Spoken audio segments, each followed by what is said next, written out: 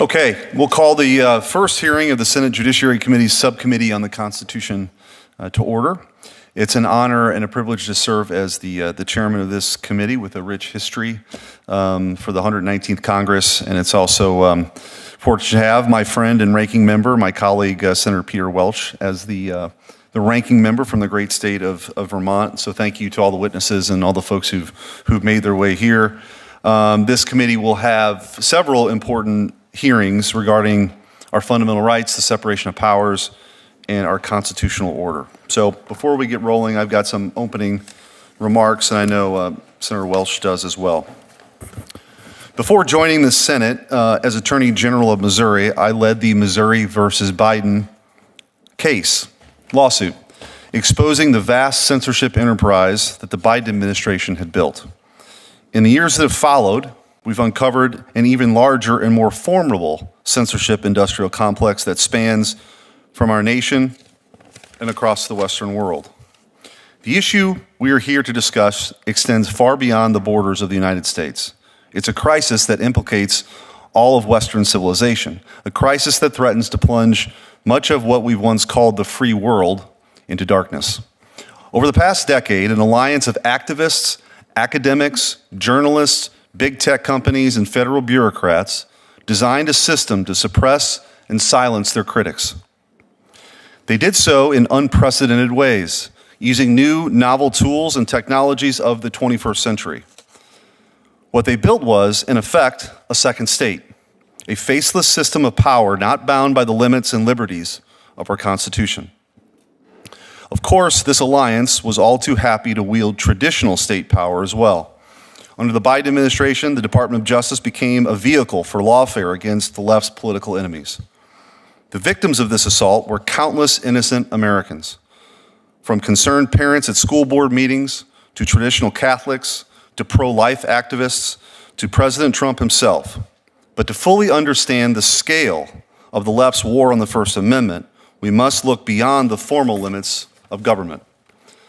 The faceless adversary in American politics today is the sprawling labyrinth of left-wing NGOs, nonprofits, foundations, and activist groups, a shadow state that operates with collective purpose, even as its power is dispersed across a vast constellation of groups. Mass migration, cultural Marxism, political riots, the criminal violence that consumes our inner cities.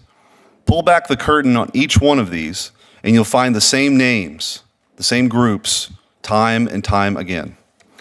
These groups are home to a permanent left-wing activist class that believes itself to be beyond the reach of our constitutional checks and balances. It's the same class that dominates almost every major power center in our country today. The NGOs and major foundations, mass media, the education system, the arts and culture industry, big tech, and the administrative state itself. Fundamentally, they see our constitutional order as an obstacle to their political ambitions, so they can operate in the shadows outside of its line of sight. Journalists have taken their talking points on disinformation from censorship industry experts. And those experts protect the legacy media's power by discrediting and blacklisting their competitors. Activist groups, along with their friends in the press, enforce this system by launching pressure campaigns against anyone who steps out of line.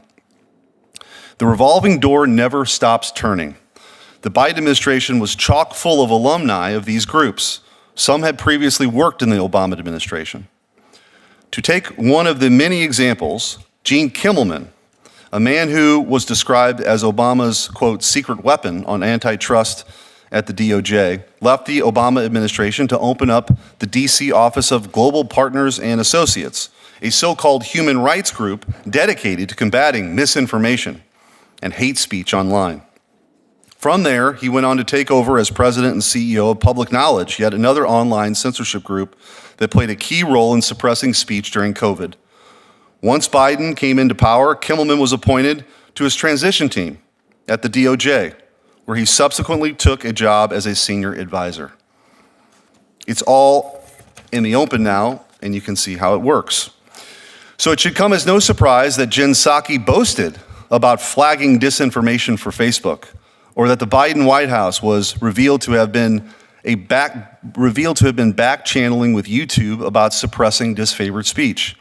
Nor should it surprise us that the Biden administration coordinated directly with NGOs and nonprofits to wage a whole of society censorship campaign. The administrative state and the NGOs are partners in crime with the big tech companies themselves. Big tech elites may be seeking to rewrite history now, especially that our side, the Republicans, are in power. But for the past decade, they have been eager participants in advancing the left's agenda.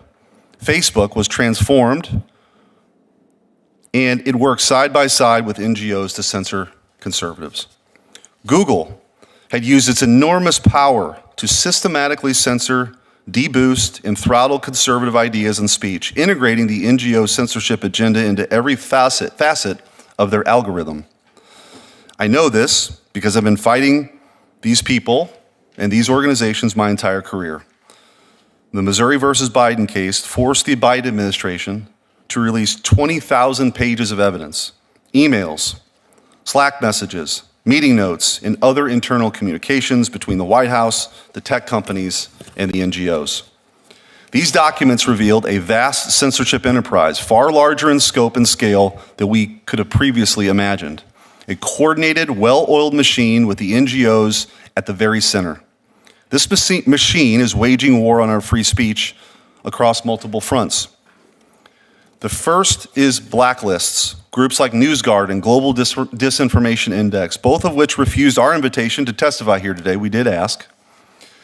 Feed blacklists of disfavored media outlets to major advertising firms, depriving these outlets of access to critical ad dollars. What this does, in effect, is to box out conservative or dissident outlets from access to the public square. The top 10 outlets on GDI's blacklist were all on the political right. Another front involves the manipulation of the public narrative. The nonprofits work with the press to justify mass censorship, manufacture hysteria about right-wing disinformation, and smear and defame their critics. Groups like the Atlantic Council actively train journalists in their talking points about disinformation, which, surprise, surprise, almost always means conservative speech. This provides the public pretext for those same groups to push for more censorship. We've seen that in practice in a series of aggressive pressure campaigns waged against platforms that are too friendly to free speech. In 2020, the, quote, Stop Hate for Profit campaign, led by a coalition of powerful censorship groups allied with journalists and advertisers to push for far more aggressive censorship on Facebook, and Facebook swiftly complied. They tried to run the same play against Elon Musk during his acquisition of Twitter, but Elon Musk was the only leader of a major social media platform who was willing to take a stand and defend free speech. Finally, many of these organizations are directly involved with real-time censorship. Groups like the Stanford Internet Observatory and the University of Washington's Center for an Informed Public monitor social media platforms and flag disfavored narratives for the tech platforms themselves. These platforms proceed to use that information to throttle, censor, or ban disfavored ideas. This is not just an attack on free speech, but an attack on the principle of self-government itself. All of it, is funded in no small part by taxpayer dollars. Under the Biden administration, seemingly every agency became a conduit for funneling taxpayer dollars to censorship groups. To describe these groups as private makes a mockery of the term. The NGOs are inextricably tied to the federal government. They are another arm of permanent Washington, advancing its ideological goals in places where the government cannot. Where the state's power is limited, either by political pressure or the Constitution itself, these groups step in to man the gap. Let me close with this. We are a nation conceived in liberty, but over the past decade, a great darkness has arisen in America, a darkness that threatens to transform our country forever. We have watched this darkness pour out in crashing waves, throwing open our borders to the world, dispossessing our people, and unleashing a lawlessness that has swallowed our towns and cities whole. But the agents of this darkness cannot win without aggressive censorship and suppression, dismantling the tradition of free speech and thought that has been core to the way that we live our lives even before our founding. In the digital age, with all the peril and possibility that accompanies with it, the struggle for free speech is the struggle for civilization itself. Once again, we must commit that this nation, under God, shall have a new birth of freedom, and that the government of the people, by the people, and for the people shall not perish from the face of this new tyranny. Senator Welch. Thank you very much, Mr. Chairman. I'm delighted to be your ranking member on this committee and delighted to be your colleague in the Senate in the same class, and delighted to serve with you on the Judiciary Committee. And welcome, Senator Durbin. Totally with you on the First Amendment and the central role it plays in the well-being of this nation. It was such a radical concept in 1791. I mean, it's hard to imagine that at a time when kings were the law, we had a republic that protected our fundamental freedoms to religion, to speech, to assembly, the right to petition the government, and to have free press that could operate without any fear of government's censorship. So we have agreement on that, and we're going to have a discussion about how that's playing out this moment in our history. That First Amendment does reflect our founding fathers' view, and I think my view, and frankly yours, Mr. Chairman, that we can have a society where individuals freely voice their views. And that First Amendment protection is a bedrock that allows folks to do that. You have some questions about the deep, dark state. We're going to go through those. I have some factual disputes with you that'll come out. I have some concerns about some of the actions that the current administration is taking and how it impacts on First Amendment rights and constitutional protections. You know, should an Associated Press reporters be removed from parts of the White House press pool because they won't adopt the name that the president prefers for the Gulf of Mexico/America? Should a news organization that provides negative coverage of a political person, including a president, be called illegal?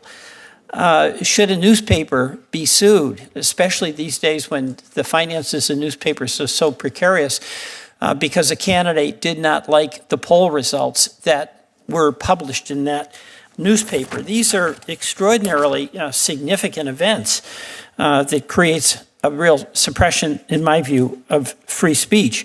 Should law firms be brought to heel because they defended somebody with whom a president disagrees? These are examples that do raise questions about free expression in this country, and those are things that I'd like to discuss with our witnesses today. But on this question of the censorship industrial complex, the basic allegation here, as I understand it, is that there is government-facilitated interference with free speech. And we're going to hear from the witnesses on that. But the underlying premise of this, as I understand it, is the taxpayers are essentially footing the bill for this. My view is that facts don't support that allegation. Take, for instance, NewsGuard. That provides transparency and reliability ratings so that advertisers can make informed decisions about where to spend their money. And we can have a big debate about whether their judgments are right or they're wrong. But I understand that the organization only received a few very small federal grants to do specific things. And the main work that they did, and those grants, by the way, came from the Trump administration back in 2020 to track and warn of Russian, Chinese, and Iranian disinformation that is targeting Americans, which is, by the way, a really fundamentally important distinction.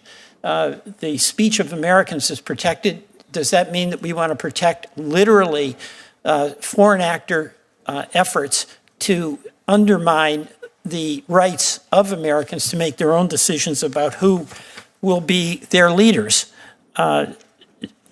Another allegation that is part of this is that the Twitter files released by Elon Musk, some claims were that the Twitter files show that the government censored 22 million tweets.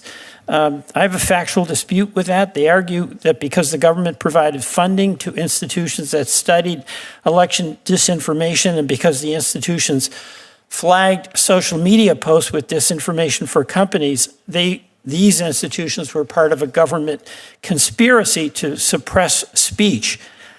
My view, those arguments are simply not based on the facts. In reality, the government funding was not to track and report social media activity. It was to help counter foreign disinformation. And only 2,980 tweets were actually reported to Twitter because they did appear to violate Twitter's terms of service, Twitter's own terms of service. So the Twitter file supporters overcounted by nearly 22 million tweets. And of course, last year, the Supreme Court rejected the allegation that government had unconstitutionally censored conservatives by pressuring social media companies to take down posts. And that was a 6-3 decision by Judge Amy Coney Barrett that found no merits to the claims. Justice Barrett wrote, "It's therefore difficult to say that the White House was responsible, even in part." So, Mr. Chairman, although we agree that government should not infringe on free speech, I am with you on that, and with all of my colleagues here. I don't believe that's what has been happening here.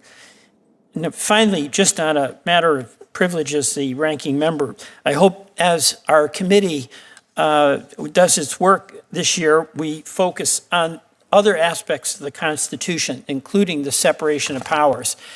You know, it's as members of Congress, it's up to us to decide whether we're ever going to cede our authority to the executive branch. And while this is not the focus of this hearing, I want to express to my colleagues that I am concerned about executive overreach. During the first week in office, the new administration, Office of Management and Budget, imposed a freeze on all federal grants and other financial assistance. That is reminiscent of the impoundment action that President Nixon took, which was found to be unconstitutional. Congress seems on the brink of ceding that authority to the president in the recent CR. 17 inspector generals were fired without notifying Congress. That's in direct contravention of the clear language of the law. 2 Democratic commissioners of the Federal Trade Commission, that's an independent agency, were removed, and that is true for other agencies as well. And can a president dismantle a department like the Department of Education, whatever your views are about that department, when it was created by Congress, and can the president do that, any president, unilaterally? My view is no. It's a ceding of congressional authority where what we do is give up our legislative prerogative and therefore take away one of the checks in the checks and balances system that we have as government. So my hope is that over the next 2 years, we'll have a chance to look at your concerns on the First Amendment, which I share, but also other essential constitutional structures like the checks and balances system that has benefited us all. Thank you, Mr. Chairman, or pardon me. As the tradition of the committee, I'm the ranking member of the Judiciary Committee, Senator Durbin. Yeah. Thank you very much, Mr. Chairman. The First Amendment protects the freedoms of religion, speech, press, assembly, and the right to petition the government. These 5 freedoms form the bedrock upon which our Constitution is based. But the First Amendment is under attack by President Donald Trump and his MAGA allies. In his recent joint address to Congress, President Trump falsely claimed to have, quote, brought free speech back to America, unquote. His actions have utterly failed his words.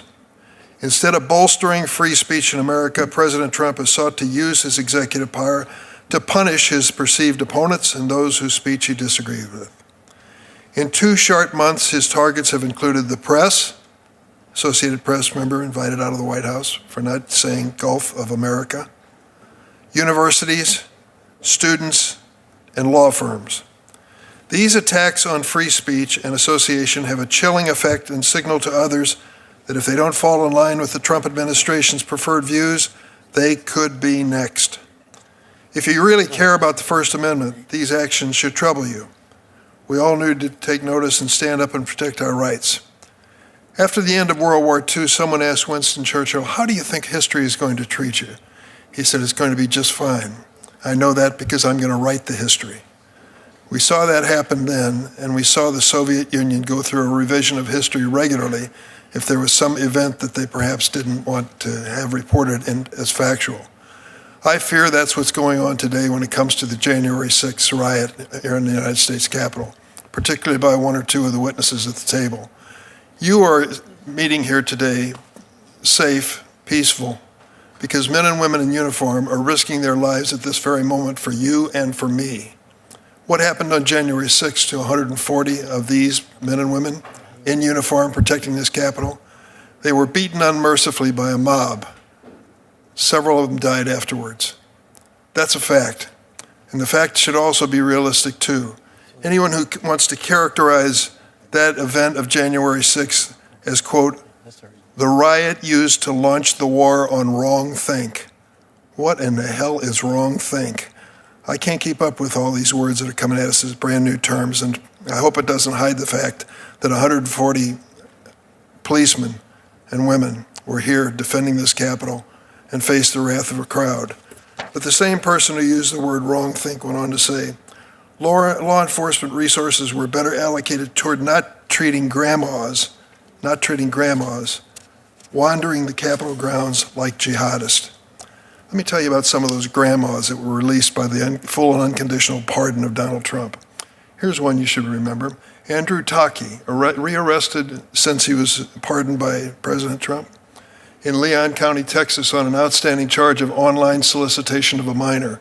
Taki had been sentenced to more than 6 years in prison for assaulting officers using a dangerous weapon while at the Capitol, having deployed bear spray on Capitol police officers and hit one officer with a metal whip. Grandmas. Here's another grandma.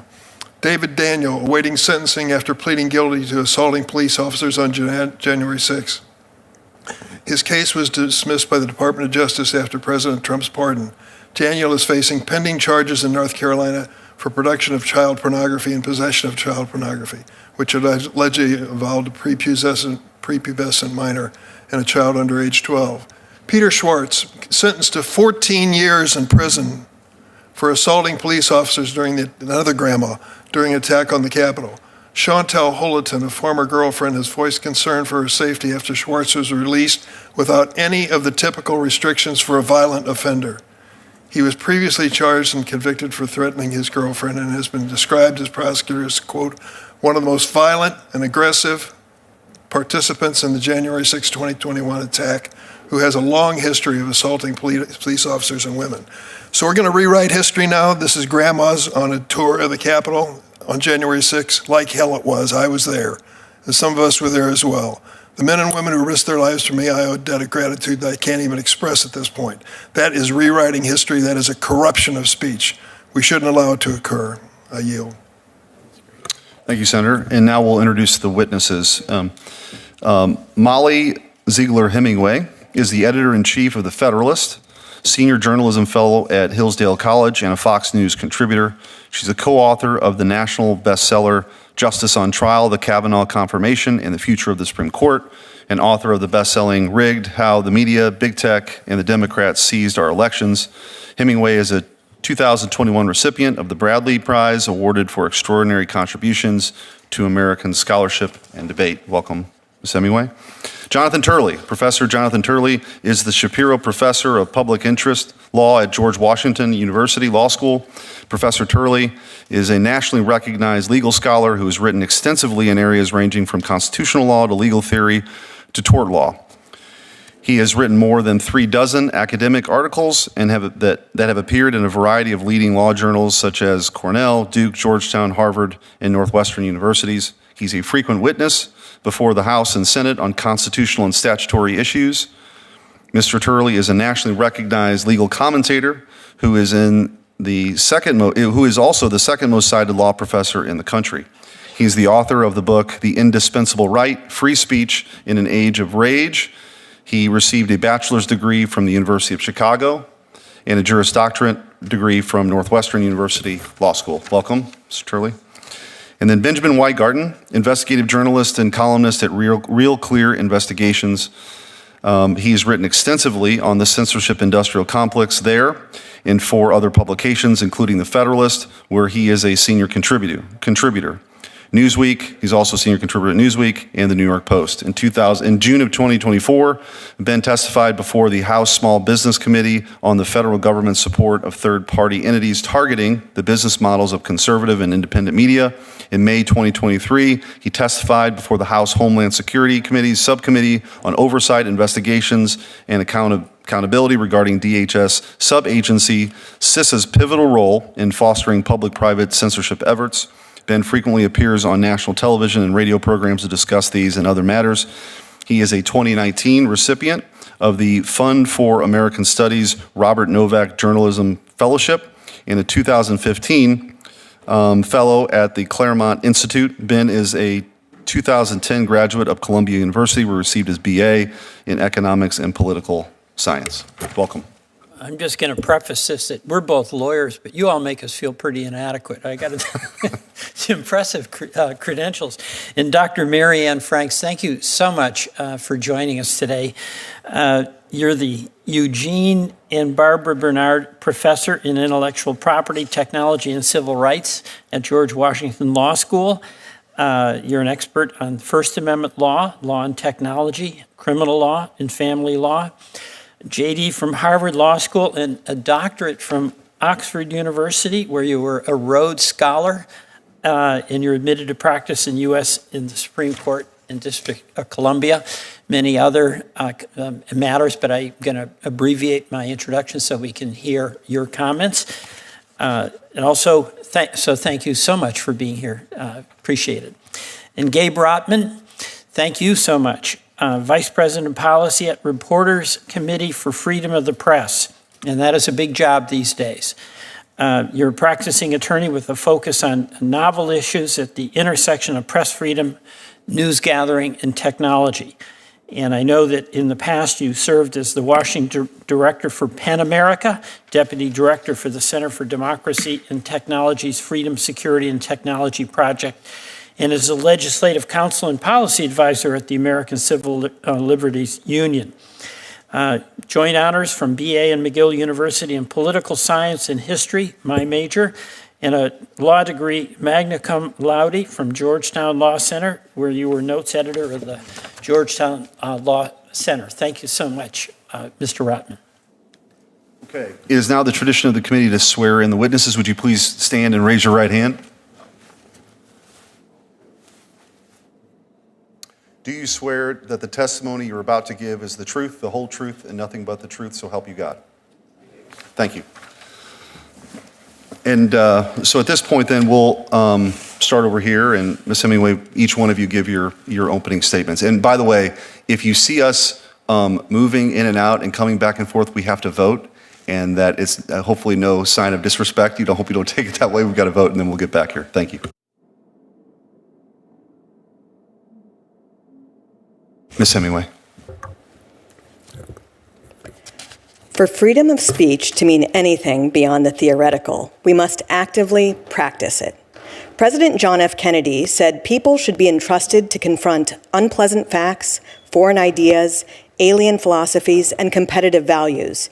He said, "A nation afraid to let its people judge truth and falsehood in an open market is a nation afraid of its people." Unfortunately, the right to free speech has been under worse attack in the last decade than at any other point in our nation's history. The tentacles of the censorship industrial complex are choking out freedom of expression, debate, and the right to criticize powerful institutions such as corporate media and the government. Federal and state governments fund and promote censorship and blacklisting technology. They direct big tech companies to censor American speech and debate. Academic institutions, such as Stanford and the University of Texas, are given large grants not to defend free speech, but to conduct research on so-called disinformation for use by the censorship regime. Nonprofit think tanks, such as the Aspen Institute, host so-called disinformation seminars to groom journalists to publish pro-censorship propaganda and to suppress important stories, such as the Hunter Biden laptop bombshell. Nonprofit censorship groups, such as the Global Disinformation Index, and for-profit censorship businesses, such as NewsGuard, produce widely used censorship tools and blacklists to favor left-wing media while working to silence media that fight false narratives. Attacking free speech and debate has become a massive industry, much of it government-funded, and all of it threatening a free society. My publication, The Federalist, and I have been targets of the censorship industrial complex. In June of 2020, a foreign group with the Orwellian name, the Center for Countering Digital Hate, engineered an operation to demonetize us because we published a critique of corporate media coverage of Black Lives Matter riots. The massive BLM protests were the most expensive of any civil disorder in U.S. history, at $2 billion or more in insurance claims. Many in the media falsely described the arson, looting, and killings as peaceful, or, who can forget, mostly peaceful. In April 2023, a House subcommittee released a report documenting how Stanford colluded with 2 governmental entities to pressure social media companies into censoring true information, jokes, satire, political reporting, and analysis, all of which they claimed was disinformation. One post flagged for deletion was Senator Tom Tillis thanking his supporters for propelling him to victory, which they said was inappropriately premature. My colleague Sean Davis and I were victims of this censorship scheme, as was The Federalist. One of the censored items was a story about a TV appearance in which I said of the media, they lie, they lie, they lie, and then they lie. Gallup reported in February that my view is held by 70% of Americans who say they don't trust corporate media to report news accurately, fairly, or fully. Blacklists and censorship tools, such as those provided by NewsGuard and the Global Disinformation Index, routinely rate left-wing news outlets that are no threat to the permanent bureaucracy higher than those that challenge prevailing orthodoxies. Companies use their lists to boycott some publications and reward others with advertising. The Washington Post and New York Times routinely receive the highest marks. Those publications won Pulitzers for their role in the Russia collusion hoax, and we have some participants in that hoax here on this subcommittee. My publication, The Federalist, exposed that hoax through dogged reporting and investigation, as we did with the media's vicious lies against Justice Brett Kavanaugh. We exposed much of the censorship industrial complex, too, even suing the State Department after discovering its role in promoting and marketing censorship tools that are being used against us even as we sit here today. Facing this censorship has been difficult. It would have been easy to fold, but that's exactly what censors want, to make it impossible to report the truth about their lies.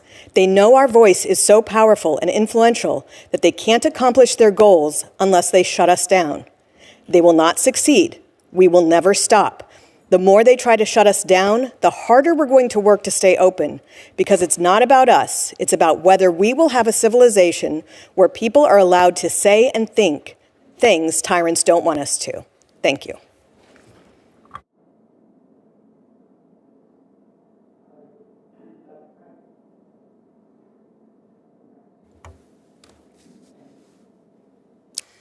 I'm a constitutional law scholar who has studied and researched on the First Amendment for nearly 2 decades. I also study the intersection between technology and civil rights, and I've advocated for legal and policy reform to deter online abuse, such as image-based sexual exploitation. And in this work, I've always endeavored to honor the principles of free speech, due process, and equality, and greatly respect and appreciate the members of Congress, including some of the members of this committee that I've had the opportunity to work with, who've been committed to the same. It's work that often deals with aspects of the First Amendment that are ambiguous or contested, but my testimony today focuses on the aspects that are absolutely clear and foundational. The first is the core principle of the First Amendment, so eloquently expressed by Supreme Court Justice Robert H. Jackson in 1943. If there is any fixed star in our constitutional constellation, it is that no official, high or petty, can prescribe what shall be orthodox in politics, nationalism, religion, or other matters of opinion, or force citizens to confess by word or act their faith therein. And to repeat, no official can dictate what Americans can say, think, or believe. The First Amendment constrains the government from interfering with freedom of speech. That includes the president, members of Congress, state officials, U.S. attorneys, special government employees. The First Amendment does not constrain non-governmental actors from making their own choices about what to say, what to hear, what to promote. Indeed, it does the opposite. It protects what Justice Kavanaugh has called the robust sphere of individual liberty, the right of private actors, including private universities, NGOs, businesses, to ignore, to criticize, refuse to associate with speech they don't agree with or think is wrong. The government also has its own rights of free speech, including the right to prefer certain viewpoints. It's allowed to communicate those preferences through persuasion, encouragement, and even funding. The government can encourage military enlistment without promoting criticism of the military.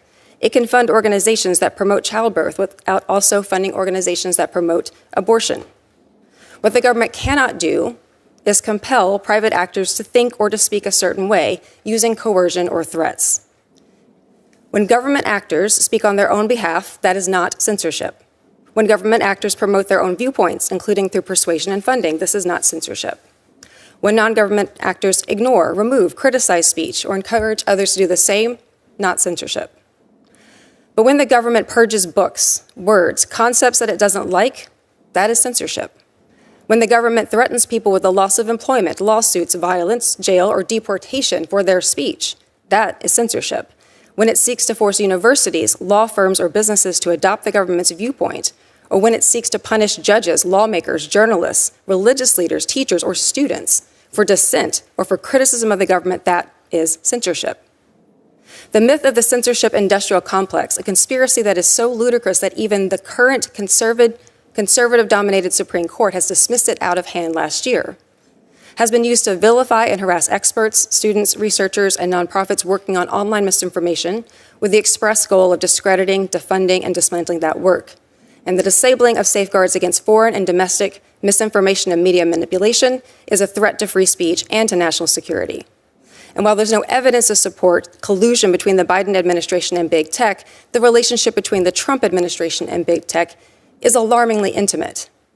Trump himself owns an influential social media platform and has literally surrounded himself with big tech oligarchs, the owners of Meta, Google, and of course X, owned by Elon Musk, who spent $250 million to elect Trump, turned X into a pro-Trump propaganda channel, and was rewarded by being named Trump's special government employee, where he now enjoys seemingly unlimited powers over the federal government and over the American people.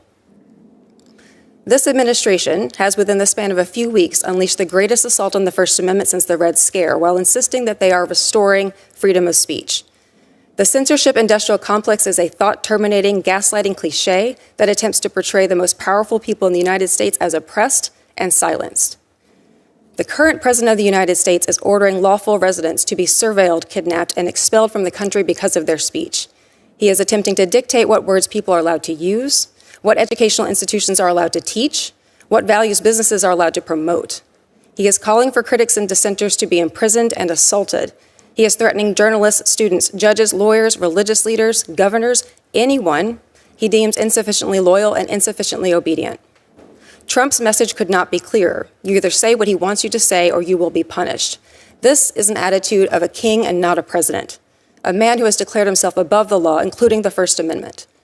Senators take an oath to support and defend the Constitution of the United States against all enemies, foreign and domestic, to defend the Constitution even if, and especially if, the threat to them is coming from inside the White House. And for the sake of the American people and of democracy, I hope, Senators, that you will have the courage to uphold your oath. Thank you.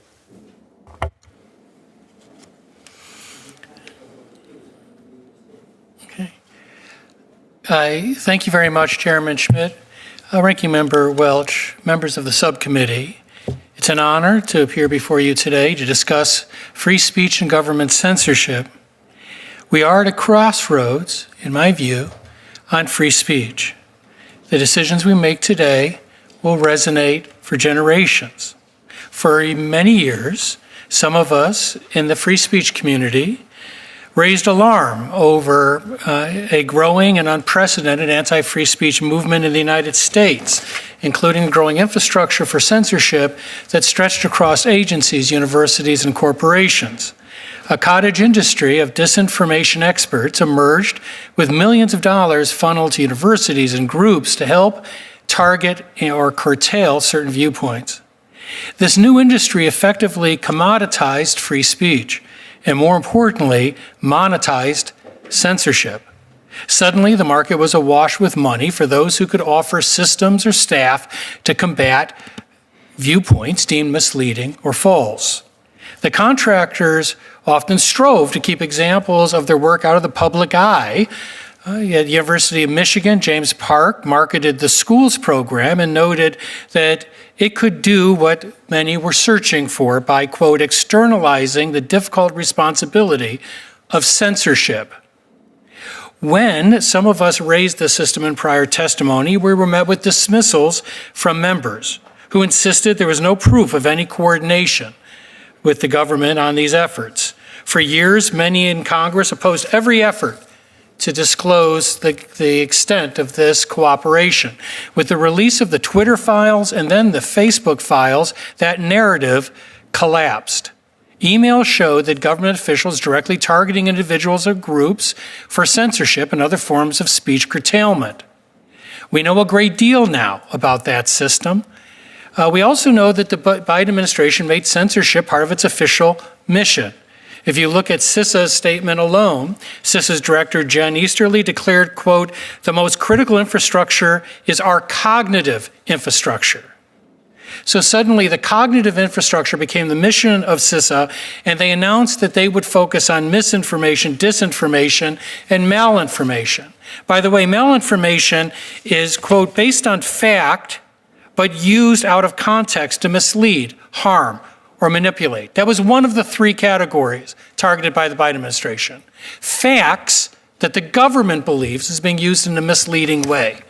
Consider the implications of that and how many governments in history have sought to silence people because they misused facts. And so it's crushingly predictable to see this expansion of the censorship system and the slippery slope that they found themselves on. It was a slippery slope that Meta recently got off. Meta decided to follow X and to restore free speech protections. Many of us were critics of Meta, but they have made substantial moves to restore free speech. In the meantime, some of these organizations cited earlier have cited that even true stories must be targeted. Stanford's project said, after all, true stories fuel hesitancy when it came to COVID. The Biden and the Facebook files, they remarked that they were under pressure from the Biden administration to remove negative information and opinions, to take them down, including humorous and satirical content. To their credit, some Democratic members of Congress have recently changed their position. Representative Ro Khanna read the Twitter files and said that it was a violation of the First Amendment principles. CEO Jack Dorsey reversed his position and apologized for what Twitter did and said that it did go too far and they yielded to the pressure of the government.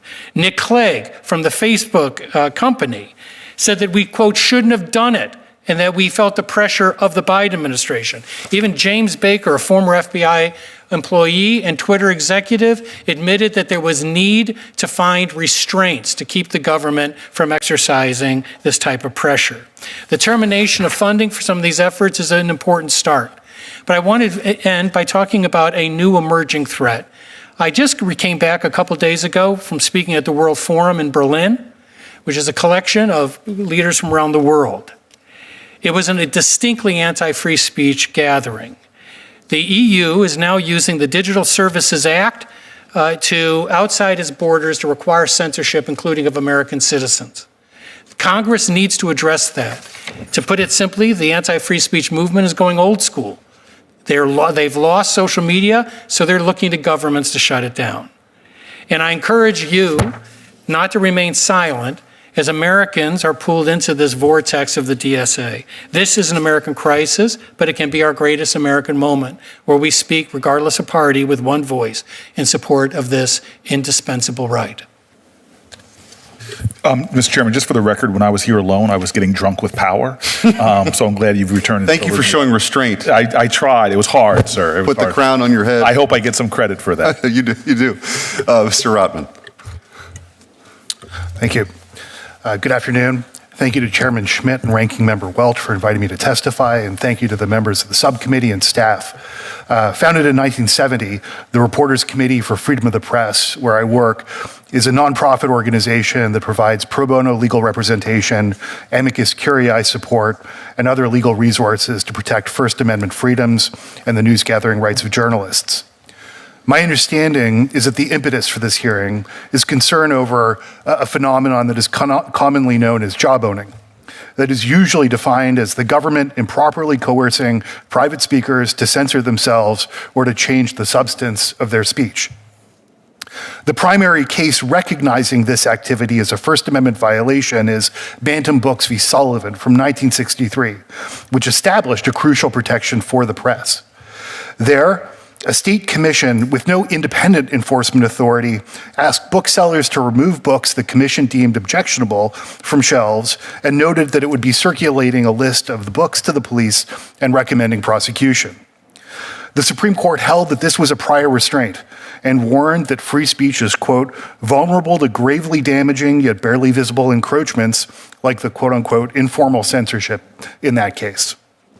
The Supreme Court unanimously affirmed the holding of Bantam Books just last term in National Rifle Association v. Vulo, finding allegations that a New York state agency had threatened entities with enforcement action unless they disassociated from the NRA was enough to defeat a motion to dismiss by the state. That said, while the Bantam Books rule is easy to articulate, whether interactions between the government and private speakers are in fact coercive can be complicated. In Murphy v. Missouri, the Reporters Committee filed a friend of the court brief in support of neither party. We noted that while it is essential and possibly existential that news organizations be able to challenge legitimate coercion in court, there are instances where tough conversations between state officials and journalists are helpful.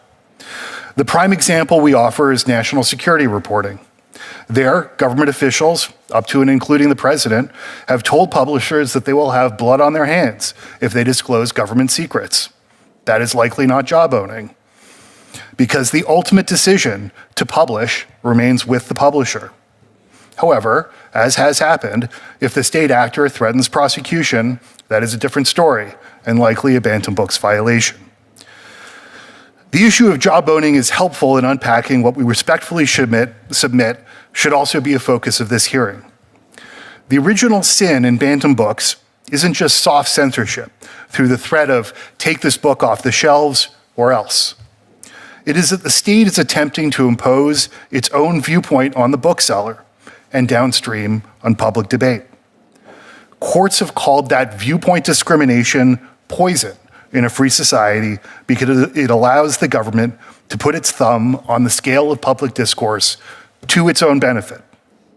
Accordingly, in our written testimony, we highlight 3 areas of concern regarding viewpoint discrimination beyond jawboning that we submit should also be within the scope of this hearing. First are recent steps by the Federal Communications Commission that appear to be efforts to interfere in the private editorial choices of news organizations. Most notable is the decision to reopen an investigation into the CBS October 2024 interview with former Vice President Kamala Harris. That investigation is based on the rarely used news distortion policy, which, if misused, could be deployed as a direct tool of censorship. Because of that danger, the FCC requires a complainant to present substantial evidence beyond just the broadcast itself of deliberate distortion. There is zero evidence in that case of deliberate distortion, and it should be immediately dismissed. Second is the use of state consumer protection laws in efforts to police perceived bias by news organizations and other private speakers. President Trump has sued CBS in Texas federal court based on that theory. Similarly, in states like New York and California, officials have sought to police First Amendment protected speech using similar legal tactics and theories. The danger here is that a news organization's editorial standards or a website's content policies are not like the ingredient list on a candy bar. They are inherently subjective. Consumer protection laws are therefore a bad and dangerous fit for policing perceived bias because they allow the government to impose its view of fairness on private speakers. Finally, we note the Associated Press access dispute at the White House. That is the rare case where a government actor has been explicit about the viewpoint-based motivation behind a retaliatory action. Thank you again, and I look forward to your questions. Thank you. Mr. Weingarten. Chairman Schmidt, Ranking Member Welch, and members of the subcommittee, thank you for the opportunity to testify. Free speech is the bedrock of a free society. Over the last decade, as litigation, congressional oversight, and reportage have exposed, the censorship industrial complex has eroded that bedrock. A president, members of the Judiciary Committee, witnesses at this very table, and countless fellow Americans have had their core political speech secretly surveilled and targeted for suppression. Millions lost the ability to speak about or hear news and views on critical policy matters, from election integrity to COVID-19. Media and technology companies have come under withering attack. Why? Purportedly because a pandemic of mis, dis, and malinformation, MDM, threatened national security, public health, and democracy itself, requiring our betters to intervene to save us from ourselves. A cynic might surmise that as Americans rebelled against a ruling class, on the left and right, that they saw as failing them, the rulers chose not to be responsive to their critics, to the people, but rather to silence them, purging unauthorized opinions and inconvenient facts, lest they lose their grip on power. It's no accident that the censorship industrial complex emerged after President Trump's first election, nor that its primary targets have been anti-establishment voices, sources, and the platforms circulating their speech. The most disturbing aspect of the censorship regime is that the federal government was its primary funder and driver, with the Biden administration enacting 57 censorship initiatives across 90 federal agencies at cost of several $100 million, according to reports. The second most disturbing aspect of the censorship regime is that the feds fostered the growth of a network of non-governmental accomplices, using them as cutouts to launder censorship in a conspiracy to skirt the First Amendment. Overwhelming evidence indicates the feds have deputized academic institutions, think tanks, NGOs, fact-checkers, risk raters, and for-profits as plainclothes speech police. This vast censorship enterprise is vertically integrated. Its business is controlling content and the flow of information via exerting influence over traditional and social media. Government sits in the C-suite. Non-governmental operators do much of the dirty work. Disinfo labs lavished with tens of millions of tax dollars emerging at universities nationwide produce the research, make the political and technological recommendations, and develop the tools to censor at scale.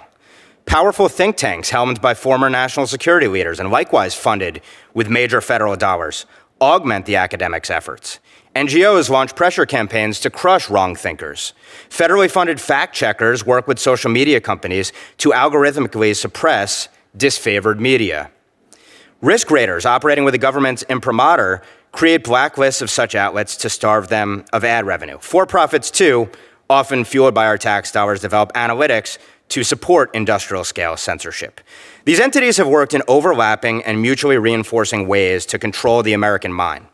In recent years, consortia like the Election Integrity Partnership, comprised of academic institutions like Stanford and think tanks like the Atlantic Council, often with pervasive government ties and government coordination, pressured social media companies to suppress categories of disfavored content, surveilled hundreds of millions of social media posts for alleged violations of their content moderation terms, and flagged defending items to the platforms that they often suppressed at significant rates, disproportionately silencing conservatives and anti-establishment voices. Schools like the University of Michigan and nonprofits like Medan have researched and developed AI censorship tools to suppress wrongthink at scale. The National Science Foundation fueled such programs with tens of millions of dollars.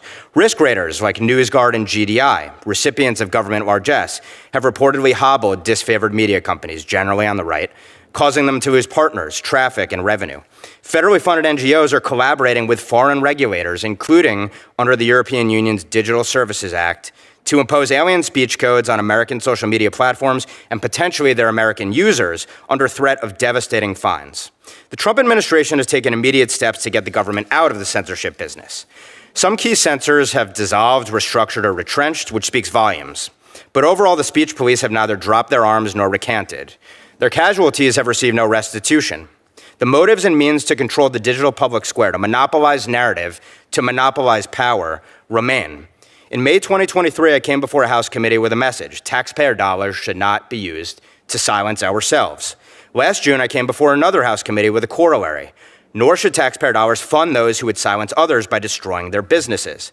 Today, I come before this Senate committee with a final plea: dismantle the censorship industrial complex now, or it will dismantle our republic later. Expose the regime to drive merited legal and regulatory action, defund it, starve it of support, direct and indirect, deter those who would violate needed laws with crippling penalties, prohibit proxies from receiving any government-granted privilege or benefit, and erect a strict firewall between the U.S. government and our body politic. If we allow euphemistic whole-of-society schemes like the censorship industrial complex to persist, whereby state and civil society fuse to legitimize weaponization against wrong thinkers, we will be on the road to a social credit system with American characteristics. We owe our forebears and our children nothing less than to do everything in our power to prevent such a dismal and disastrous fate. Thank you. Thank you, and thank you all for being here. Thank you for your time. I want to start with Ms. Hemingway. Your publication, The Federalist, is one of the most targeted, it appears, which I suppose is a bit of a badge of honor. But could you just sort of describe how that happened? Like, when did you first become aware of it, and how did it play out for The Federalist? One of the things that's very difficult about dealing with the censorship industrial complex, which does exist, is that it's very hard. Sometimes the people who are engaged in the censorship are not always very transparent about what they're doing. We did start to see some problems around 2020. Some of it was related, as I mentioned, to our critique of media coverage of the Black Lives Matter riots. That's when we first got an indication that there was an effort to demonetize us. That was done through a foreign entity with that Orwellian name, the Center for Countering Digital Hate. They conspired with NBC News and Google in that operation, and we were able to push that back. Then, of course, 2020 was also the year where we saw just widespread government-related censorship for people who criticized the response to the pandemic. It was widely held at that time by elite people that you were not allowed to disagree with certain entities within the government about how to handle pandemic response. But it just kept getting worse and worse. What the Federalist does is we exist to counter the false narratives promulgated by major media. On the left side of your chart, you see some of those people. So one of the things that we became most well known for was disputing the Russia collusion hoax. That was the conspiracy theory that Donald Trump had colluded with Russia to steal the 2016 election. That was a very prominent theory. We worked very hard to dispel that hoax, and for that we gained a lot of attention. You will notice that supposedly the least dangerous entities there include the New York Times and the Washington Post, which remain in that. And again, the Kavanaugh confirmation. When we pushed back against some of the outlandish and ridiculous claims that did, by the way, arise in some part out of this committee, that put us at odds with major media who were pushing some of those outlandish conspiracy theories. It just keeps going. I mean, whatever you're doing, if you're speaking against the orthodoxies of the age, which are frequently false, you're going to be targeted by the censorship complex. Professor Turley, I want to ask you, you mentioned this, and it's starting to get a little bit more attention. You mentioned what's happening in Europe, too. So there's nothing new about any of this in particular, right? People who've aggregated power want to exercise it. One of the first things they do is try to take away the ability for people to dissent. What is fueling this, do you think, here in this country and other Western countries, this sort of renewed sense and desire to censor speech? You know, in my book, I talk about basically two anti-free speech movements that are coalescing. One came from Europe that's now reaching our shores. And free speech is in a free fall in Europe. And many of the free speech groups there, but I just met with them in Berlin, are on the ropes. And then we have our own anti-free speech movement that really started in higher education and metastasized throughout our system. But Europe has taken, in my view, the most dangerous turn and represents the most dangerous threat now, and that is through the DSA. So after Musk bought Twitter and said that he was going to take down the censorship system, various leaders, including American domestic leaders, called on the EU to use the DSA, which is widely criticized by the free speech community because of its sweeping terms allowing for the criminalization of speech. But what they were arguing is that the EU could effectively pool U.S. companies to force them to censor in the United States citizens on social media. The EU did exactly that. They told Musk that he had to restore censorship systems or he could be hit with confiscatory crimes, even arrested. I have to tell you, just a few days ago in Berlin, that was much the talk of many of the EU people speaking, is that they're calling for what they call a new world order based on European values. Those European values are, in fact, the DSA, according to many of them. Yeah, thank you. Dr. Franks, I did want to ask, you yourself in your writings, I want to ask you about it to respond, don't seem to be a very big fan of the First Amendment. You've written, and I quote, "The conception of free speech enshrined in the First Amendment reflects white, wealthy men's experiences and interests. You've described free speech advocacy as a, quote, neo-Confederate agenda. And in 2021, you published an op-ed calling for completely writing the First Amendment." Are those your comments? Those are not entirely accurate, no. The Boston Globe piece was a thought experiment that I was invited to contribute to, and so I was asked if we were rethinking the Constitution, what are some of the ways we could rethink it? So that is the context of that op-ed. Okay, I think it's interesting that of all the people that could have been selected to come testify about the dangers of limiting free speech and censorship, my colleagues on the other side chose someone who believes that the First Amendment is essentially a white male fetish. Thankfully, that is not in the mainstream, and that we believe that the ability to speak your mind, to express yourself, is protected by the First Amendment, is a God-given right. The government doesn't confer that upon anyone. It's our job to protect it. And I think the dangers that we've seen from the government outsourcing what it can't do itself have been laid out bare. And it's a very dangerous road to go down. And the reason why we're having this hearing is that you have every right to express a point of view that I find abhorrent. I would hope that you would defend my right to do it, to have an opinion that you disagree with. But in the previous administration, if you dared to say that masks were somehow ineffective or that you couldn't, the COVID vaccine didn't actually prevent transmission, all those things were true, but you were deplatformed. You were told you cannot speak.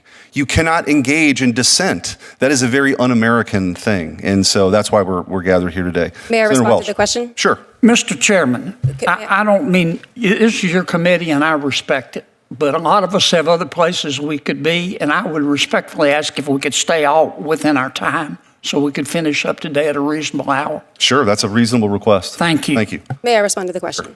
I'm going to object. I'd like us to stay within our time. Okay, thank you. I'm sure you're going to have other questions. Feel free to respond. Senator Welch. I'll let you answer the question in your time. Thank you. My time. The evidence of my dedication to the First Amendment is the fact that I am here defending the First Amendment, that I am defending it against a presidential administration that is at this moment threatening journalists, that is surveilling citizens, that is punishing people because of what they say, not some sort of vague allegations about NGOs or about some plainclothes speech police, actual government forces that this president and his officials are enacting. They want to jail people for their speech. They want to deport people for their speech. They want to take away people's money, their funding for their speech. That is a violation of the First Amendment. I have plenty of criticisms about the way that the First Amendment has been interpreted. The reason why I distinguish between some of my previous work and the work that I'm here to say now is that there are some aspects of the First Amendment that are genuinely contestable and ambiguous, and there are some that are not. The one that is not is that the government and its powers and its forces, its police and its jails And all of those powers that it actually uses to hurt people, to threaten people, to punish people for their speech, that is what actual censorship is. That is my dedication to the First Amendment. So, and something like COVID was really contested in the science. What's the best thing to do? There was a lot of confusion. And my view on that is that we were all trying to figure out how to get it right. And Fauci became a focus as though he was imposing his point of view. But is there anything contrary to the First Amendment about any of us giving our opinion about whether we should or shouldn't wear a mask, even if it doesn't have a scientific underpinning to it, Dr. Franks? No, we should be allowed to have those kinds of debates. And again, in reference to the idea that we can vigorously disagree with each other, have positions that we dislike, all of these things are protected by the First Amendment. It is certainly the case that people have very strong feelings about some of these issues. The question is whether or not the government is allowed to dictate what kinds of things you are allowed to say or not. Right. Mr. Rotman, I mean, you've got an incredible job because the press is on the front lines, and Ms. Hemingway, you know that as well. What do you see as problematic for the press right now in the current administration, if anything? Well, so as I touched on both in the written testimony and in just a few minutes ago, one of the key concepts in First Amendment jurisprudence is this notion that the government cannot use its vast authority to pick and choose sides in public debate. And the legal term for that is viewpoint discrimination. The various examples that I've pointed out in my testimony involve viewpoint discrimination. The AP case at the White House, right? The White House has said explicitly that it's taking these actions because of the AP's editorial choice to continue to use the term Gulf of Mexico while acknowledging... Let me interrupt for just a second. Please. That's good. But the government can have a viewpoint. That's right. So... obviously, President Trump has a significantly different viewpoint than President Biden had. Is there any reservation on their ability to express what their viewpoint is? No. Until it becomes coercive, until the government uses its power to try and enforce that viewpoint on others. Ms. Hemingway, what I understand is you felt there was coercive power that was used to infringe on the work that you do. Is that correct? Yes, because the censorship industrial complex, it involves government funding at the federal and state level, working with NGOs, whether they're for-profit or not. This would be helpful to me. The industrial censorship complex is an abstract term. It doesn't mean a lot to me. It conveys a lot of meaning, obviously, to many people here. But it has to get down to something very concrete as to what the government did. If it's an NGO, your view, I think the chairman's view too, is that that NGO is hand in glove with the government. So the government will work in partnership with NGOs on something like the Election Integrity Partnership, where they flag items for removal from social media companies. And so they're funding these NGOs. Sometimes they're actually flagging for the NGOs. The for-profit big tech companies will then remove the content. Let me interrupt because I'm being monitored here by the timekeeper, Senator Kennedy. But this is just an observation. I'm part of the Democratic Party. You give us way too much credit for being that organized to be able to put this whole massive enterprise together. I don't know how it works in Chicago, but we... In part because you can rely on the censorship industrial complex to do the work for you. All right. Thank you. I yield back. Thank you. Senator Kennedy. Thank you, Mr. Chairman. I apologize for having to miss the testimony of some of you, and I appreciate you coming today. Professor Franks, let me ask you, I listened to your and Ms. Hemingway's testimony and Professor Turley, so I got part of it. As I understand it, your position, Professor Franks, is that, I think you used the word myth. It is a myth that the Biden administration used government to compel speech, private speech, but that the Trump administration is doing that. Is that a fair characterization? Yes, that's correct. Okay. Do you think perhaps you're allowing your personal political beliefs to affect your objectivity here? No, I do not. What is guiding my answers here is that I'm looking to see what the Supreme Court has said. You notice that in the testimony about the censorship industrial complex. I got that part. No, I just want to clarify. No, but I've only got 5 minutes. Your answer is no, as I appreciate it. Let me ask you a couple questions. You wrote a law review article in December of 2023 for the New York University Law Review, and it was about the two cases, Bruin, Supreme Court case, and Dobbs. Remember that article? Yes, I do. Okay. In this article, you said, I'm going to quote your words, "Taken together, these two cases demonstrate that the Supreme Court has embraced the use of the Constitution as a tool of racial patriarchy," end quote. Did you say that? Yes. Okay. And then you went on to say, quote, "When the Supreme Court declares that there is a constitutional right to armed self-defense in public, it openly embraces and promotes a culture that privileges white men's ability to terrorize and kill those that they perceive as threats," close quote. Did I read that correctly? I believe so. Thank you for reading. Okay. And did you also say in that article, I'm going to quote again,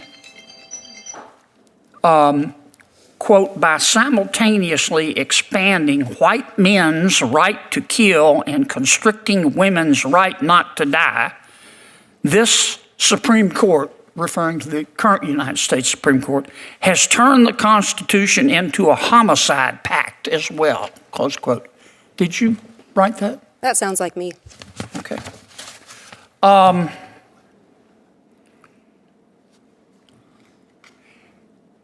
In November of 2024, you tweet, don't you? I'm not sure what the current terminology is for it, but yes, I am sometimes on the social platform that was formerly known as Twitter. Yeah, you're on a lot, aren't you? I'm not sure what the relevance of that is. You try to be provocative on there, don't you? Again, I'm not sure what the relevance Well, of this question let me is. show you the relevance. On November 7th, 2024, from your tweet, here's one of your tweets at 2:41 p.m., quote, "The majority of Americans hate women.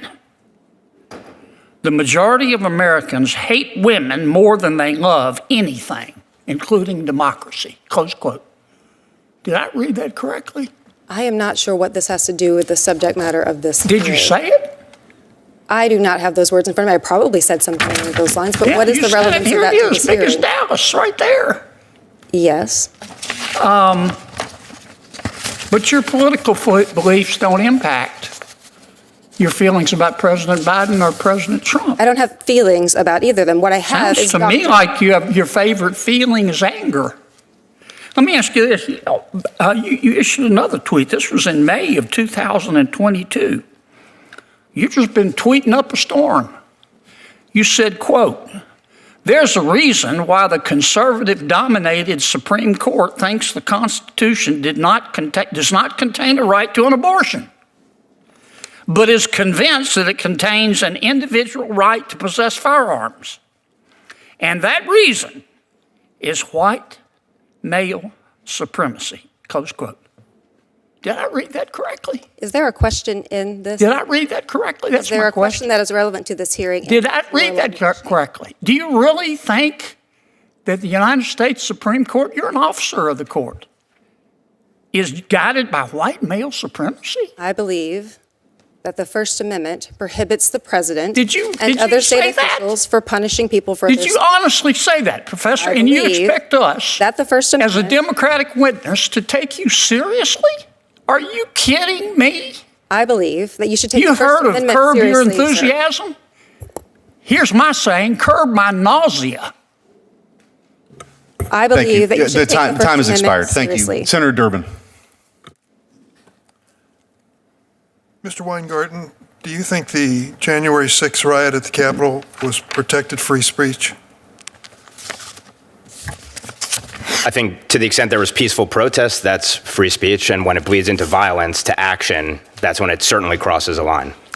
So you believe that some of the individuals who received full and unconditional pardons by the President of the United States had, in fact, crossed the line and were guilty of criminal conduct? This is beyond the scope of what I prepared to discuss today, but in my personal opinion as a non-lawyer, yes, I believe some people committed crimes. Well, they certainly did. 140 policemen were assaulted by these rioters. I'm on a policeman's side. I hope you are too. I am. Well, a full and unconditional pardon to some of these folks is credible. Jake Lang, charged with assaulting police during January 6th, announced he plans to run for Senate in Florida. He's pretty emboldened by that pardon, isn't he? You don't have to answer that question. Let me ask you what the word wrong think means. Did you make that up? If I did make it up, I'd be happy to take credit for it. And my definition of it would be speech that flouts the orthodoxy of our political establishment and cultural elites. Interesting. I'll put that in my research bag to look at a little later. But you said whole of society war. I don't know what that means. Can you define that? Well, whole of society is actually a phrase that the Biden administration used in any number of documents that could be relevant to... I missed it. What does it mean? Whole of society means government working hand in hand with civil society to achieve some sort of outcome, as I understand it. Do you think that's inherently wrong or insidious? I think on its face, it's potentially chilling when you have government and civil society working hand in glove, because that blurring of the line between civil society and the state can cross into potentially draconian methods and outcomes. Do you think President George W. Bush was guilty of that when he mobilized America against the events of 9/11? Senator, in the context of this hearing, my view of it is that when government works hand in glove with civil society to purge disfavored speech, that certainly crosses a line, and it's significantly different, in my view, from mobilizing support for a war effort. Very subjective. Dr. Franks, I'm going to let you finish answer to this question. I think this attack on law firms for representing unpopular clients, unpopular with this administration, is one of the most dangerous developments I've seen in the violation of basic free speech. I come to mind immediately John Adams. What would have happened to poor John Adams representing those British soldiers if the incumbent president decided to punish him for that?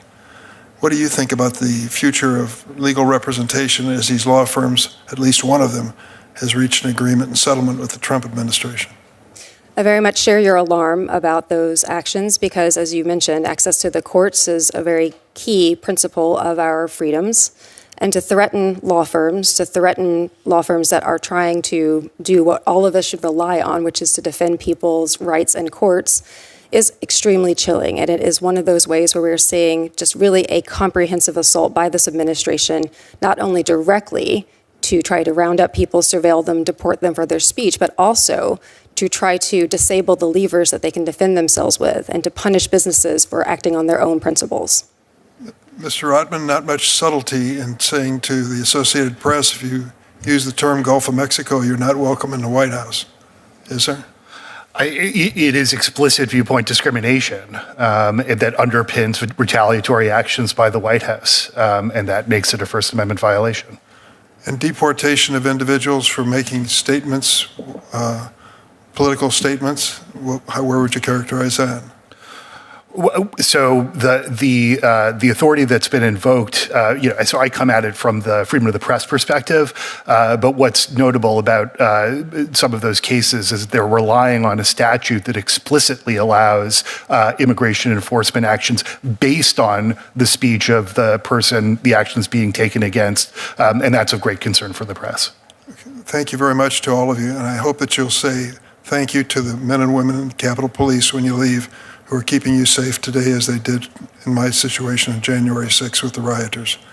Thank you, Mr. Chairman. Thank you, Senator. Senator Blackburn.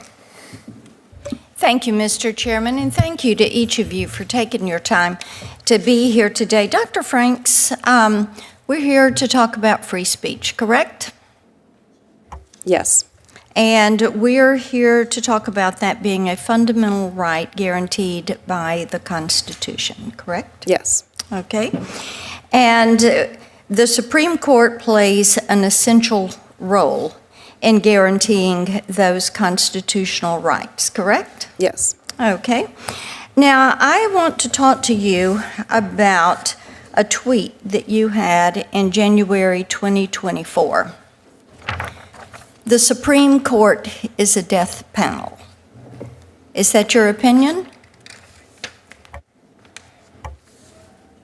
In the context of this hearing, I think it is important to emphasize why I am here, which is to talk about my views on the First Amendment. No, understanding of the that's not doctrine. what I asked you.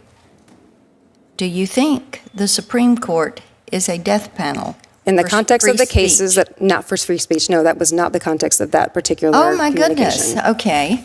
Well, it appears that you see the Supreme Court as a death panel, and that is some of the same rhetoric that unfortunately we continue to hear from some on the left who are trying to villainize justices who are doing their job. And I would like to just ask you, knowing that you have put this out, that the Supreme Court is a death panel, then let me ask you this. Do you look at Justices Sotomayor, Kagan, Jackson as members of the death panel, or is this just the justices that you disagree with? I do not believe that the comments that you are referring to have relevance for this particular hearing, but here's what I will say. This is an administration that is threatening judges in addition to other people that he disagrees with. So, yes, if your question is, do I defend judges? Am I worried about judges' security? I am. I am worried about this administration essentially threatening those judges. I want to talk with you, Ms. Hemingway, about the State Department's use of the Global Engagement Center to censor news outlets like the Daily Wire and the Federalist. I know that this is something that you have had to deal with. And Daily Wire is located in Tennessee. We're proud of them. We are delighted that they chose to move from California over to Tennessee. And it is my understanding that the Global Engagement Center was created to counter messaging from bad actors, including terrorist groups, but the Biden administration weaponized it to silence conservative groups. And what has the censorship, I call it the censorship industrial complex, what do you think they're trying to hide when it targets outlets like the Federalist and the Daily Wire? Thank you, Senator Blackburn. Yes, our reporter, Margot Cleveland, who's our senior legal writer, uncovered through her reporting facets of the censorship industrial complex and learned that the State Department was one of the federal entities that was engaging with non-governmental organizations and other entities in big tech to market, promote, censorship tools and blacklists, which were then used against my publication, The Federalist, and also the Daily Wire. Publications that are a threat to the reigning orthodoxies are targeted by the censorship industrial complex. They want to exist without people pointing out their lies or the fact that there are really important debates. And so we are suing the State Department for that, and it is ongoing, this support of the censorship industrial complex. It is the bureaucracy, really, which perpetuates this even more than a particular administration. Yes, and I think it's so important to note that robust, respectful, bipartisan debate adds to our freedom, helps to keep us free, and allows that debate in the public square. And when you have an entity that becomes weaponized and shuts down one side of that speech and only allows speech with which it completely agrees, that is when you have that censorship writ large. My time expires. Professor Turley, I have a question I will submit to you for the record. Thank you all for joining us. Thank you for being with us today. I'd like to start with you, Ms. Hemingway. Is the suppression of dissenting viewpoints under the broad banner, the auspices of fighting disinformation, is that something that, in your view, is eroding public trust in the media and in big tech? It's interesting that so much of the censorship took place in the context of how to respond to the global pandemic, because the idea was they'll suppress different ideas about how to respond, and therefore everyone will agree with public health officials or the corporate media. Studies indicate that, in fact, the opposite happened. Trust in public health officials who were protected from any criticism or any pushback has plummeted, and of course, trust in corporate media almost could not be lower. Didn't end up quite the way they wanted it to, did it? Have any big tech companies or big tech CEOs funded any anti-free speech NGOs that you're aware of? Well, the industry is massive and works together, and so they fund each other constantly, including purchasing blacklisting tools from NGOs that may have themselves been started by federal agencies, and that's what keeps them going. And it's this public-private partnership, which is what makes it so disconcerting. It's not just private entities trying to destroy my publication. Right. It's that they were funded by the government and assisted with other governments. The combination of them, the alliance that turns it into one gigantic self-licking ice cream cone of sorts. You familiar with a group called the Center for Tech and Civic Life? I am. This is an entity that, of course, hosted election misinformation ceremonies, seminars, rather, as recently as last July. Do you know who funded that entity? Yeah, it was interesting because someone was talking about big tech support for the Trump administration, but the most impressive big tech support ever was under the Center for Tech and Civic Life and the Center for Election Innovation Research. Both entities funded by Mark Zuckerberg to the tune of $430 million in the 2020 election. And they were engaged in election interference activities, the private takeover of government election offices in the blue areas of swing states. It was really important and really influential. And then also, they were part of the effort to suppress any discussion about election. Elections are one of the most important things that people should have free and open debate about, because if we don't have trust in our elections, if we don't have good elections, we don't have self-government. And so it's very important that that not be censored as well. Right. It's interesting. So you would say that the big tech giants were active participants in what we're referring to as the censorship industrial complex that suppressed the free speech of American citizens in many cases.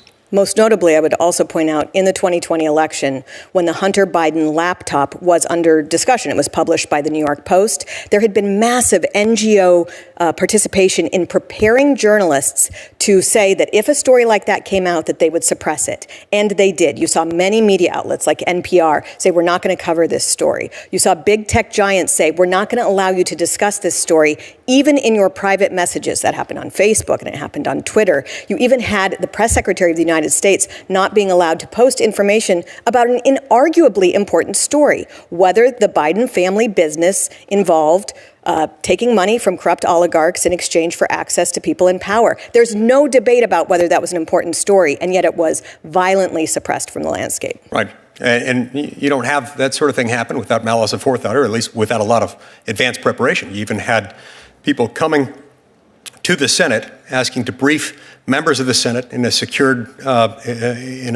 classified information facility, telling us that something was about to come out about a family member of a presidential candidate and that we should not discuss it because it would be untrue. And I asked them, how is it that we're supposed to know what it is that's not true if we don't know what the thing is? They didn't have a good answer for that.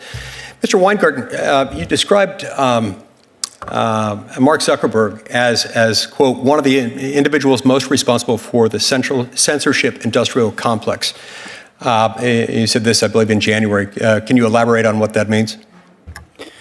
Well, I think to the point of your exchange, Senator, he is someone and he represents an organization that served as essentially a witting tool of government pressure to suppress wrongthink. They also funded and incorporated the fact checkers who allowed them to outsource what amounted to subjective censorship decisions.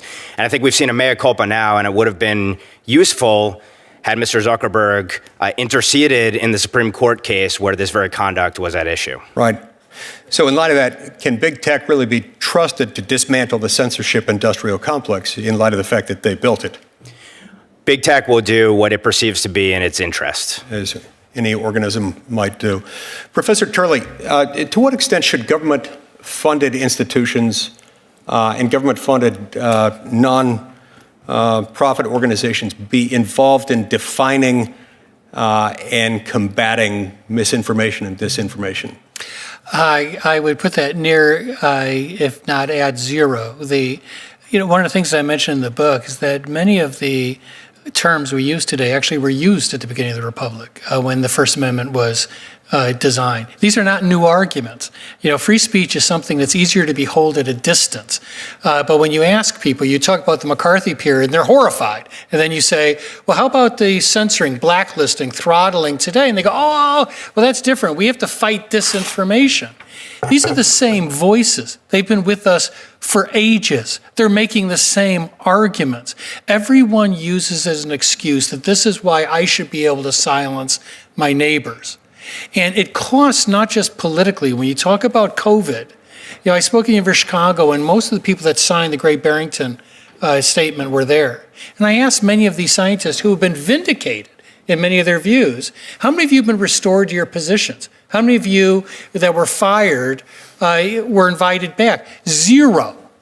And the point I'm only raising is when we talk about the cost to free speech, we never had that debate during COVID, not a robust debate of the masks, the 6-foot rule, natural immunities. That's the cost of free speech. It has a direct impact on American citizens. That's it. Mr. Chairman, if I can follow a quick follow-up question on this. So that creates a good picture of the grave risks involved concerning the long-term consequences of allowing and even encouraging increased collaboration between government entities, big tech firms, and academic institutions. Insofar as they can do what Ms. Hemingway described a moment ago, of creating a kind of a collusive understanding and agreement in advance. We're all going to agree that this is the truth, right? What are the long-term consequences of that happening, that kind of collusion between things like academic institutions, government entities, and government-funded entities, and big tech firms? Yeah, that's something that I think really has to be kept in mind. We've had anti-free speech movements in our history. We've never seen anything like this one. We've never seen a coalition of corporations, academia, the media, the government join together in this way. And it succeeded to an extent that I find truly chilling. And they've had a setback. They've lost X. Apparently Meta is stepping back from some of its censorship. And so they're going old school. They're turning to the EU. They're turning to countries like Brazil to start to use government power. And this fight is just beginning. And that's the reason I talk about the World Forum in Berlin. That was one of the most anti-free speech gatherings I have ever been at. There were two of us, both American, from the free speech community. And so this fight is just beginning. Thank you so much. And it's especially heartening to hear you describe what I think a lot of Americans totally understand, which is stuff goes back to the 1790s. It's not as though modern technology has presented us with purely unique sui generis questions. There are some challenges that come up, but the fundamental question of the government's ability to censor, those legal issues haven't changed. There's nothing about the technology that obliterates or creates a carve-out from the First Amendment. Thank you, Mr. Chairman. Thank you. And I suppose in the irony of all ironies, I just voted yes to confirm Dr. Jay Bhattacharya, who was a plaintiff in the Missouri versus Biden lawsuit that I filed because he had been censored because of his views related to COVID. So I guess you can't make this stuff up. Who was the Attorney General leading then? Yeah, his name was Eric Schmidt. My glory days, I suppose. Senator Hawley, I think, had some questions, so I'm just going to fill in the gap here by Mr. Weingarten, just ask you, the way you've sort of investigated this, you've seen how these pieces come together, and I'll be honest with you, whenever we filed the lawsuit, it was in May of 2022. It was before Elon Musk had bought Twitter. It was before the Twitter files, it was before Jim Jordan's investigative hearings. This was referred to as a conspiracy theory, but the 20,000 pages of evidence suggested otherwise. And the idea that, and I appreciate, Mr. Rotman, your testimony, but the truth is they were threatening. This wasn't just, hey, we have a point of view about the story. They were threatening investigations. They were threatening to revoke Section 230 protections. They meant business. They made it very clear that they did. So as you see all these things come together, the one thing that the reason why we're having this hearing is the NGO network that's sort of the newest element of all this. Stanford, University of Washington were involved in helping flag posts. What would be prescribing something for Congress to do? What would be the thing to do to disrupt this epicenter of the complex? Well, I think point one is the government should not be in the business of silencing us directly or by proxy, whether a court defines it as coercive or mere persuasion. And to your point, of course, when the government comes to you, it comes to you with a government gun, essentially. The government is force. It is power, even though it can do many positive things too. So there's an implicit threat. And of course, when you're talking about a regulated industry, like the tech industry. So the starting point is, and one question that I get asked, and it's somewhat rhetorical, is would this whole ecosystem on the outside have been birthed had there not been government fueling it? Would it have been birthed had Donald Trump not been elected in 2016? And I think the thing speaks for itself. And so in terms of policy prescription, the first thing is starve it of the government funding, direction, and coordination. And while some of these entities, like the Election Integrity Partnership that you helped expose, may have gone by the wayside or retrenched, the archetype is there. Europe, under the DSA, I think, is putting that precise model on steroids. It's a backdoor way to potentially censor us. And the last point I'll make is, because Murphy v. Missouri and Missouri v. Biden has been referenced many times, there's been a narrative that the Supreme Court ruled there was no there. And that is not actually. That is not true. There's standing issues. The Supreme Court did not rule on the merits. In fact, they explicitly said they didn't rule on the merits. Put it in a footnote in a majority opinion. And Justice Alito said that the Supreme Court shirked its duty and that a model was created that could potentially be abused down the road. And it was a shame the Supreme Court didn't grapple with the merits of the case. Senator Hawley. Thank you very much, Mr. Chairman. It's a nice title for you to have. It's good to be on this committee with you. Thanks for convening this hearing. Let's take a look here at something that Facebook, Meta, whatever, something that they've said, Mark Zuckerberg in particular said, or was reported in 2021, senior officials from the Biden administration, including the White House, repeatedly pressured this is Zuckerberg speaking, pressured our teams for months to censor certain COVID-19 content, including humor and satire, expressed a lot of frustration with our teams when we didn't agree. Ultimately, it was our decision whether or not to take the content down. Now, the point that I want to get at, and maybe I'll start with you, Ms. Hemingway, because you and your outlet were a target of a lot of this and were censored left, right, center. You personally were censored. Don't you think that Facebook needs to be held accountable for their role in all of this? I mean, so Facebook, Mark Zuckerberg says, gosh, they were so mean to us, the Biden people, they threatened us, and they did. Biden did. Was that unconstitutional? I think it was. This is why that Supreme Court case that we've been talking about today, the Missouri case, is so significant. But isn't it also true that, as Zuckerberg himself says in this statement, it was their decision, they owned it, and truthfully, Facebook and others have a pattern of censoring long before this, the Hunter Biden laptop story. They gleefully, willfully censored on their own. They have been avid participants in this censorship campaign. Would you agree with that, Ms. Hemingway? Yes.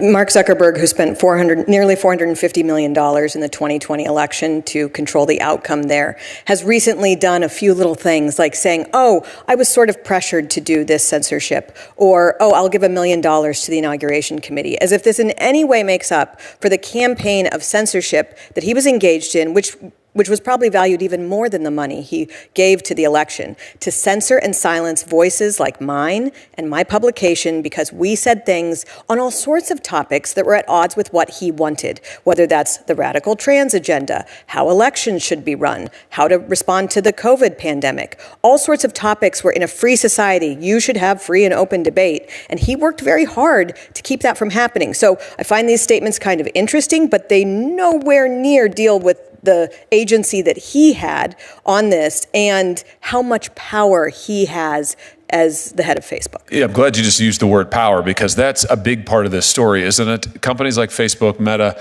have enormous structural power that Mark Zuckerberg has spent, to your point, he has spent billions of dollars amassing.